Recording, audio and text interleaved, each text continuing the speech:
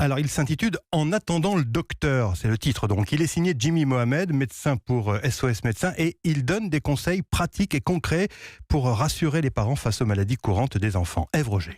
L'erreur la plus courante commise par les parents, selon le docteur Mohamed, c'est de croire que leur enfant a de la fièvre si le thermomètre dépasse 37. Eh bien, c'est faux, répète-t-il souvent.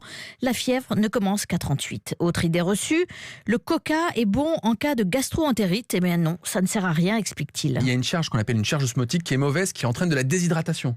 Donc le coca, c'est un mauvais truc pour la gastro. En revanche, là où c'est intéressant, c'est le sucre du coca qui permet d'arrêter les vomissements. Mais on pourrait donner du jus de pomme, ça aurait exactement le même effet. Et quand un enfant a mal au ventre, petit conseil du médecin, regardez aussi sa gorge. Quand un enfant a une angine, souvent il a mal au ventre. Et les parents ne comprennent pas. Et lorsque j'examine, je tombe sur une très grosse angine. Et c'est tout simple. Lorsque un enfant a de la fièvre, il a des petits ganglions au niveau du cou. Mais il a les mêmes dans le ventre. Et lorsqu'il a de la fièvre, les ganglions gonflent dans le ventre et ça fait très mal au ventre. Et puis on l'a tous entendu, mais c'est encore une idée fausse. Si votre enfant a de la fièvre, pas de bain frais pour faire baisser la température. Non seulement ça ne sert à rien, mais il risque de faire un malaise. Alors, vous avez bien noté, Bernard, le coca pour la gastro, c'est inutile.